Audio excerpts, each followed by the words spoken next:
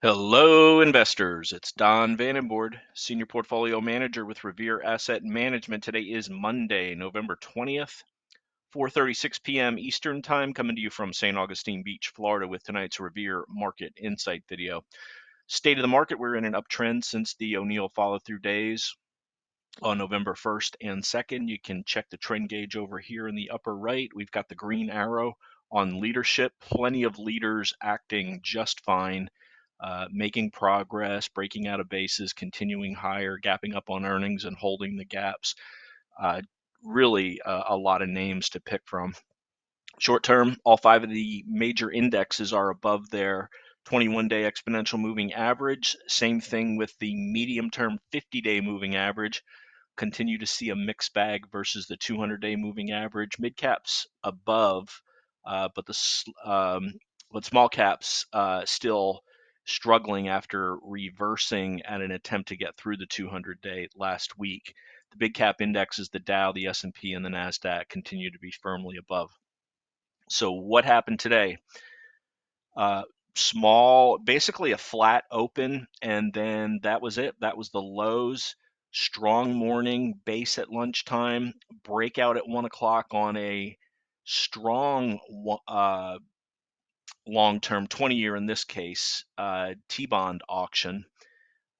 Rates came off after that. S&P 500 made highs of the day. NASDAQ 100 broke out of the flat base that it's in. S&P also and the Dow versus the 4-day consolidation that we've been talking about. Great action from leaders too. Here are the final numbers. The Big 7 up 1.26%. RG8, this is our 8 growth ETF composite, up a little less than 1%. S&P 500 up 0.74. Equal weighted S&P 500 lagged, only up 0.40%. NASDAQ 100 up 1.22, equal weighted right there with the big cap weighted, up 1.21%. Strong day for tech across the board. Dow up 0.6, mid caps up 0.4, Russell 2000, small caps up 0.5. Global Diversified 60/40 up 0.46. In-house GROTECTION up 1.36%. Looks, I would like to say with confidence, can't ever really say with confidence, but we may be progressing from bull 1 to bull 2. This is kind of the expectations in the way we structure our portfolios and what we should expect. We've been seeing outperformance over the last week or so after we started getting more engaged in the market in leaders, upping our exposure, and this continues and stays strong. We would expect to have even more outperformance than we've seen over the last week. And everybody's dream is a strong bull market like we saw back in after COVID in 2020. Those don't come around very often, but we're well aware of what growth stocks can do when you're in a strong bull market, but possible that we're transitioning from bull 1 to bull 2. I hear everybody calling for a pullback. We got the move up last week. We consolidated for 4 days. We broke out today.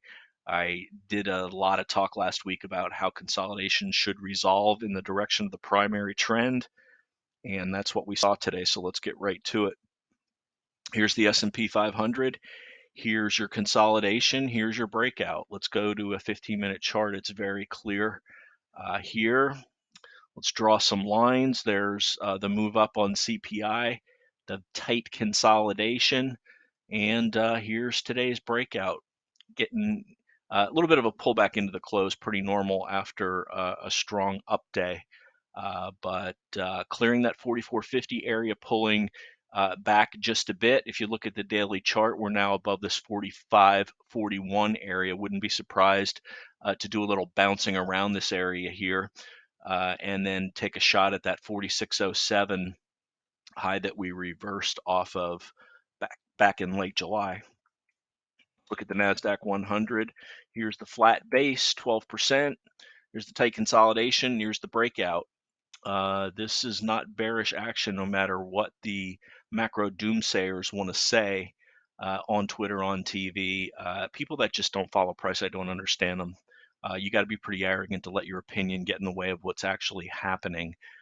But rejoice, because we need those type of people. You can't have everybody on the same side of the market, or that's how tops are made. Dow Jones Industrial Average clearing 35,000, clearing its consolidation also, taking aim at 35,679, the highs from back in late July, early August. Let's go to mid caps now. Another close above the 200-day moving average. So not quite breaking out of its consolidation, because remember we had that Friday, or not Friday, it was Wednesday reversal, which you can see pretty clearly here on IWM, the small caps. Small caps not taking the baton just yet. You see the reversal at the 200-day moving average. That's the next target that we want to get through. Approaching it pretty quickly. We need the banks and oils to cooperate. Oils started strong, pulled back a bit. Bonds or banks, KRE and KBE, slightly down today. So we really need them to clear this 180, and then the 200-day moving average, which is right about 181, or less than 1% above where we are now. Let's flip to the VIX as it continues to come down, making lower lows, riding this 8 EMA. Lower, under 15 is what we want, and that's what we're getting. Let's take a look at UUP. This is the dollar making a lower low. That's another tailwind for stocks. Pretty happy with that. Let's go to the precious metals. GLD down just a tad today. Gold stocks up just a tad today. Silver took a bit of a hit, down 1.2%, still holding the 200-day moving average. Let's look over to bonds today. Bond price up, that means bond yield down. That's what we saw on the broad bond index. Here's the TLT long bond price also making a higher high, so that means yield down. Let's go to the 15-minute chart, and you can see that well-received bond auction bar right here breaking out to the upside. That means that we're going to see a break to the downside on the yield, and that's what we have here coming into the 4.5 area, 4.5, and finally the 10-year. TNX not quite making a closing low, not a low, down 0.43% on the day. Bitcoin showed strength again today. 3 tops here trying to blast through that. Really, it's just consolidating after breaking out of this double bottom base. We had a pullback into the base that you see that in about half of breakouts. We responded with strength after that, up 3.10% on the day. The Bitcoin stock complex cooperated also. Let's go to the tail of the tape now. You can pause this. I'll hit the highlights. There's the bond auction, 16 billion 20-year bonds well received. Now our focus turns to NVIDIA, which has earnings after hours tomorrow. And NVIDIA went out today at an all-time high, 504, leading into that much anticipated earnings report. Day count up 14 of the last 16. That's 14 closes above the 8 EMA, 13 above the 21 EMA. Tech led today. In-house, we added to our Microsoft position. Microsoft attempting to hire Sam Altman after the idiot board of OpenAI, the company that produces ChatGPT, made a huge mistake firing him and the number 2 guy there. And this is what happens when bureaucrats get in the way of innovators. 700 of the employees from OpenAI demanding that, or actually they're saying that they want the board to resign, and they were supposed to do a big secondary or a big pricing for add-on to value the company. Microsoft offering, as well as some other tech companies, to hire all these people away. Huge mistake by people that live in an ivory tower, don't have their finger on the pulse of what's actually going on. And we'll see how that plays out. But we added to Microsoft on the strength on that, also to Datadog, taking our adjusted beta up to 1.8. Bottom line on the day, the bulls keep running. NASDAQ and S&P 500 breakout. Leaders stay strong. It's bull market action. Get involved or get left behind. The bears are still crying. Let's go through the portfolio now. There's Bitcoin. Last chart we showed, and it's what we one of the things that we own. Let's go in order of size. We'll go through these. CCJ, uranium staying strong, making new highs. Next up is Lilly. Little bit of a laggard on a relative basis, got above 600 but closed right below there today. It's just forming a nice tight 13% flat base. Datadog, we added to it today. This became our third biggest position with that add. Great action after its earnings gap up. Duolingo, we added to this on Friday. Not quite new highs yet, but a nice 3-day bounce up off the 8 EMA. Netflix is next in size, and that just continues to ride the 8 EMA higher. CrowdStrike, going basically consolidating for 5 days here now, bouncing off the 8 EMA. Meta up 1.47%. Nice move since its earnings gap down put in the low. Next up, NVIDIA will be holding this into earnings tomorrow. Like I said, going out at highs, all-time highs, and also AMD up 0.75%, not quite at highs, still forming the space, but very strong since its earnings report. And we'll wrap it off with Microsoft, which we added a tad to today, up 2% on the day. And finally, Amazon.